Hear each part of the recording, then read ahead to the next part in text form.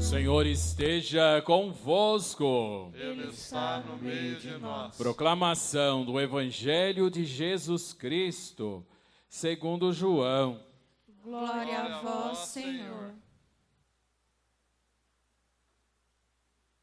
Naquele tempo, Jesus apareceu de novo aos discípulos à beira do mar de Tiberíades. A aparição foi assim. Estavam juntos Simão Pedro, Tomé, chamado Dídimo, Natanael, de Caná da Galileia, os filhos de Zebedeu e outros 2 discípulos de Jesus. Simão Pedro disse a eles: Eu vou pescar.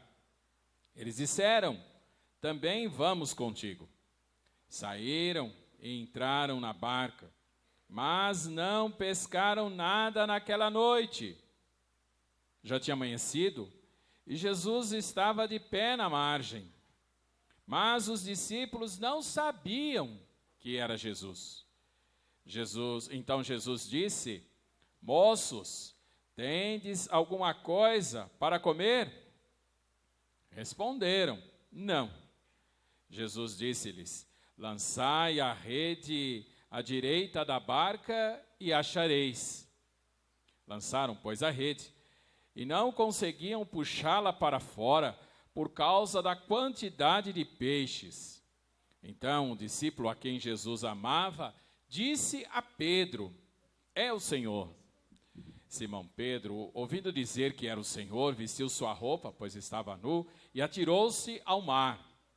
Os outros discípulos vieram com a barca, arrastando a rede com os peixes. Na verdade, não estavam longe da terra, mas somente a cerca de 100 metros. Logo que pisaram a terra, viram brasas acesas, com peixes em cima e pão. Jesus disse-lhes: Trazei alguns dos peixes que apanhastes. Então Simão Pedro subiu ao barco e arrastou a rede para a terra. Estava cheia de 153 grandes peixes, e apesar de tantos peixes, a rede não se rompeu. Jesus disse-lhes: Vinde comer. Nenhum dos discípulos se atrevia a perguntar quem era ela, pois sabiam que era o Senhor. Jesus aproximou-se, tomou o pão e distribuiu-o por eles. E fez a mesma coisa com o peixe. Esta foi a 3ª vez que Jesus, ressuscitado dos mortos, apareceu aos discípulos. Depois de comerem, Jesus perguntou a Simão Pedro: Simão, filho de João, tu me amas mais do que estes? Pedro respondeu: Sim, Senhor, tu sabes que eu te amo. Jesus disse: Apacenta os meus cordeiros. E disse de novo a Pedro: Simão, filho de João, tu me amas? Pedro disse: Sim, Senhor, tu sabes que eu te amo. Jesus lhe disse: Apacenta as minhas ovelhas. Pela 3ª vez perguntou a Pedro: Simão, filho de João, tu me amas? Pedro ficou triste, porque Jesus perguntou 3 vezes se ele o amava. Respondeu: Senhor, tu sabes tudo, tu sabes que eu te amo. Jesus disse-lhe: Apacenta as minhas ovelhas. Em verdade te digo, quando eras jovens, tu te cingias e ias para onde querias. Quando fores velho, estenderás as mãos e outro te cingirá e te levará para onde não queres ir. Jesus disse isso, significando com que morte Pedro iria glorificar a Deus. E acrescentou: Segue-me. Palavra da salvação. Glória a vós, Senhor. Aleluia, aleluia, aleluia,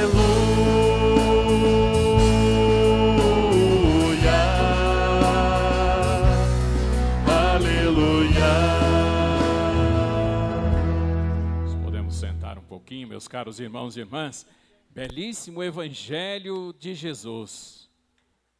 Poderíamos com toda certeza dirigir a pergunta de Jesus feita a Pedro para cada um de nós. Tu me amas? Você ama? Você ama Jesus? Você busca conhecê-lo e amá-lo profundamente, como ele nos propõe?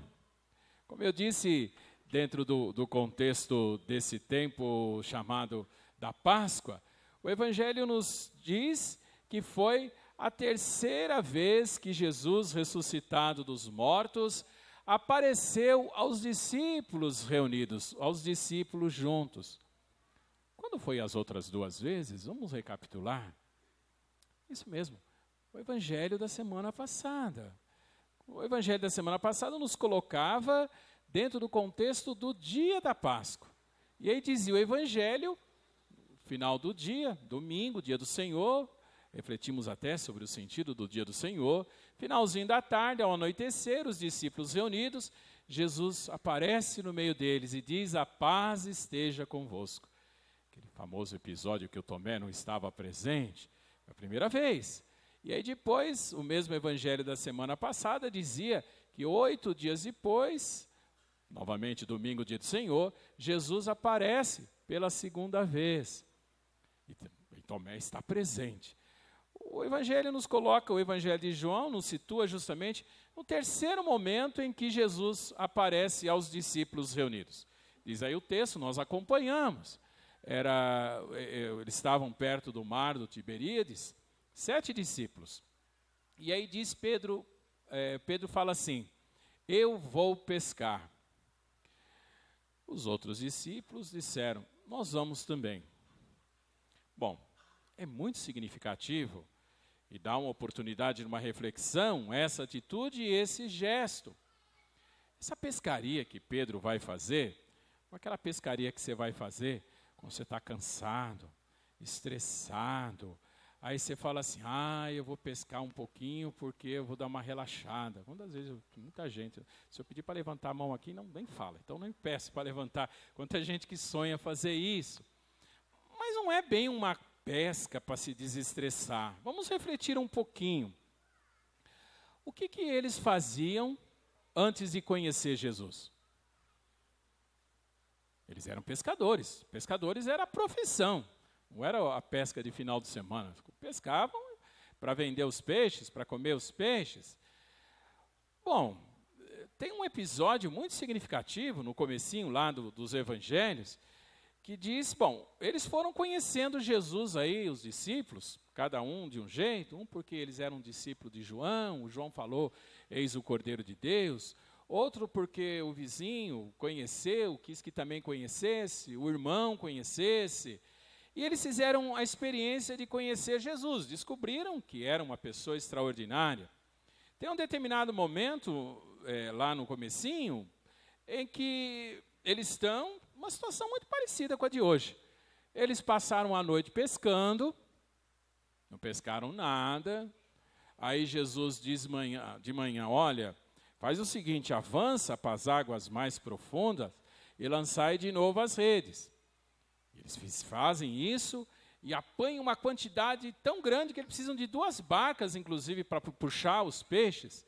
Aí Pedro, assombrado diante daquele acontecimento, ele diz assim para Jesus: mestre, afasta-se de mim, pois eu sou um pecador. E aí Jesus diz assim para Pedro: de hoje em diante, tu serás pescador de homens. E aí o evangelho lá do comecinho conclui assim, eles deixam a barca, nem fala o que eles fizeram com os peixes, né? Mas eles deixam as barcas, as redes, e imediatamente eles começam a seguir Jesus. E tem a oportunidade, meus caros irmãos e irmãs, de fazer uma experiência simplesmente fantástica. Estar com Jesus. Presenciar de sua própria boca os seus ensinamentos, o anúncio do Evangelho, a boa nova. Conviver com Jesus em um monte de situações, inclusive os sinais, que é a maneira que o Evangelho chama os milagres. Presenciar tudo, estar com eles, sendo chamados a todo momento, os discípulos, a fazer um grande discernimento do sentido desse chamado. Ao longo da quaresma nós refletimos que no primeiro momento eles nem compreenderam qual que era o projeto de Jesus? Eles tinham os projetos deles. E Jesus vai gradativamente mostrando que ele iria morrer na cruz e que sua morte era para a nossa salvação, pela remissão dos nossos pecados, porque ele ia ressuscitar. Ao longo dessa caminhada feita com eles, gradativamente, tem alguns momentos que são cruciais. Gostaria de citar um, por exemplo, depois da última ceia, quando Jesus nos deixa a Eucaristia, nos diz o mandamento do amor, ele fala assim com os discípulos: olha, horas antes de ser preso, para onde eu vou, vós não podereis me seguir agora, vocês podem me seguir mais tarde. Aí Pedro fala assim: Senhor, por que nós não podemos te seguir agora? Eu daria minha vida por você. Aí Jesus responde assim: você daria a sua vida por mim? Olha, antes que o galo cante, você vai ter me negado 3 vezes. Nós conhecemos, Sexta-feira Santa a gente celebrou recentemente, conhecemos justamente isso. Na verdade, meus caros irmãos e irmãs, Pedro vai fazer um grande percurso de fé. Um percurso de fé que talvez ele fosse só estar pronto no final da sua vida. O percurso de fé, meus caros irmãos e irmãs, que nós também somos chamados a fazer. Muitas vezes a gente acha que está pronto, engano, a gente leva um tombo a todo momento, a todos os dias, talvez até o último dia de nossas vidas. Nós somos chamados a dar passos na nossa fé. Seria um engano achar que já está acabado, já está terminado. Muito pelo contrário, somos chamados a crescer e crescer sempre no nosso seguimento de Jesus, como aconteceu com Pedro. O Pedro, por exemplo, que nós ouvimos testemunhando Jesus na primeira leitura, é um Pedro maduro. No caso da primeira leitura, eles foram presos porque eles estavam anunciando Jesus pelas autoridades judaicas, questionado na frente de todos: nós não proibimos vocês anunciar Jesus? Pedro responde assim: olha, é preciso obedecer antes a Deus do que os homens, porque esse mesmo Jesus que vocês mataram, Deus o ressuscitou, e disso nós somos testemunhas, e pela remissão dos nossos pecados, no seu nome são perdoados todos os pecados, e o Espírito Santo em nós. Interessante essa fala de Pedro, o Espírito Santo, nós e o Espírito Santo. Ou seja, Pedro descobrindo que, na verdade, ele precisaria deixar-se guiar pelo próprio Deus no Espírito Santo. Ele testemunha para nós o mistério pascal de Cristo. João, na segunda leitura, também dá o testemunho. Ele fala, ele é o Cordeiro de Deus, aquele que é imolado no altar. E isso é para nós, pela comunhão do seu corpo e sangue, a nossa salvação. Esse mesmo Cordeiro, Cristo Jesus. Voltando no Evangelho, os discípulos então, acolhendo a palavra de Jesus novamente, pescam lá 153 grandes peixes. Tem 2 explicações para esse número. As 2 dão o mesmo resultado. A explicação diz, olha, 50 é um número da totalidade, 3 é o da perfeição, 50 vezes 3, a totalidade e a perfeição, 150, mais 3 dessa mesma perfeição, 153. Somos todos nós. A nossa totalidade, a totalidade de nossa vida, que estamos naquela rede puxada por Pedro. Apacenta o meu rebanho, de Jesus.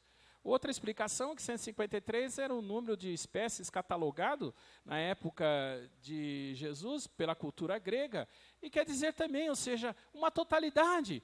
Todas as pessoas, você e eu, vamos fazer parte dessa mesma rede puxada por Pedro, a igreja, conduzida justamente para a margem, para a segurança, para a nossa salvação.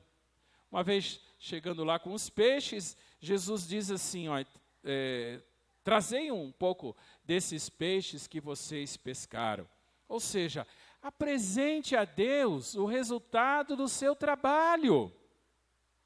Coloque em comum, ofereça. O próprio Jesus dá o pão já estava lá. O pão é a Eucaristia. Jesus oferece pela nossa salvação o pão que comungamos justamente para estarmos e buscarmos.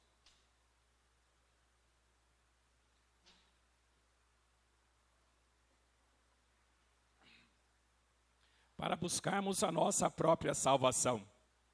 Padre, precisa esperar um pouquinho, senão não recupera.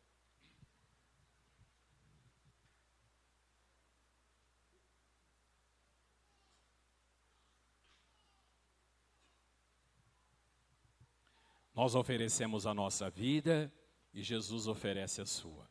Oferecemos naquilo que partilhamos e Jesus nos dá a sua salvação através da Eucaristia. Comungar seu corpo e sangue. Na sequência, meus caros irmãos e irmãs, tem esse belíssimo diálogo de Jesus com Pedro. Jesus pergunta: Simão, filho de João, tu me amas mais do que esses? Jesus pergunta 3 vezes para Pedro. Não, Jesus não estava surdo. Pedro até fica chateado. Mas o que Pedro não estava entendendo naquele momento é que Jesus estava lhe dando uma oportunidade preciosa dele se redimir pelas 3 vezes que ele tinha negado. E Pedro, na verdade, essa redenção de Pedro, esse redimir-se de Pedro, é uma redimissão que vai e abarca toda a sua vida. Pedro, sim, vai apacentar o rebanho. Pedro vai estar à frente da igreja de Jesus, faz uma caminhada belíssima. Ele vai, na verdade, buscando todo um processo de conversão e de compreensão da proposta do reino. Não é mais a sua cabeça. Às vezes a gente age muito pela nossa cabeça e acha que a nossa cabeça, a nossa decisão, a nossa postura é a postura que seria o projeto de Deus. Para se chegar verdadeiramente a um processo de alcançarmos o projeto de Deus, teremos que aprender a abrir mão de muito. E abrir mão muitas vezes até, como Pedro, dos seus impulsos, das suas tomadas de decisões. O Pedro que fala assim no Atos dos Apóstolos, o Espírito Santo, nós o Espírito Santo, é uma pessoa que fez um processo de uma verdadeira compreensão do projeto. É o projeto de Deus, não um projeto dele próprio, da sua cabeça, das suas próprias motivações.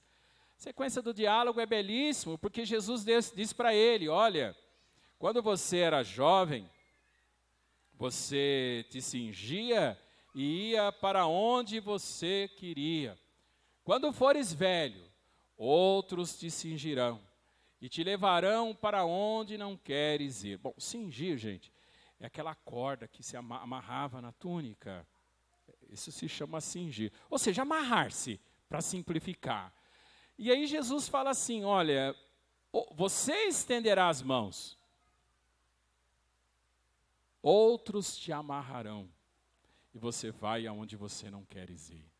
E o próprio Evangelho explica, para dizer o tipo de morte que Pedro iria glorificar a Deus. De fato, no final da sua vida, Pedro estava em Roma. Os últimos anos, ele viveu em Roma. Ele morreu em Roma. É por isso que a igreja, a sede da igreja, é Roma, onde estava Pedro, aonde morreu Pedro. E Pedro foi condenado, sim, preso, amarrado, como diz o próprio Jesus, e foi crucificado. Como Jesus? Ele, por uma decisão dele, segundo se tem registrado, ele se recusou a ser crucificado da mesma maneira de Jesus. Ele pediu e foi crucificado de cabeça para baixo. Ele se considerou indigno de ser crucificado e morrer do mesmo jeito de Jesus. Está enterrado em Roma. A Basílica de São Pedro foi construída em cima da sua sepultura. Você consegue visitá-lo. Uma pessoa que doou a sua vida e compreendeu o projeto de Jesus. A última palavra de Jesus no Evangelho, depois de descobrir o amor, depois de amá-lo profundamente, Jesus diz: segue-me. Meus caros irmãos e irmãs, como eu dizia, naquele momento narrado no Evangelho, depois de viver essa experiência fantástica, eles estavam voltando para a vida anterior. Não dá para conhecer Jesus, não dá para amar Jesus e querer viver da maneira que se vivia antes. É preciso dar um passo profundo. É isso que esse Evangelho nos ensina. Amar Jesus significa transformar a própria vida. para aí sim poder segui-lo. Não tem sentido repetir aquilo que se fazia antes de se fazer essa experiência, depois de fazer essa experiência de Jesus. Aí sim estaremos com uma vida nova, uma postura nova, uma pessoa nova, capaz de seguir Jesus, entender o projeto de Deus para as nossas vidas. Nós continuamos a missa no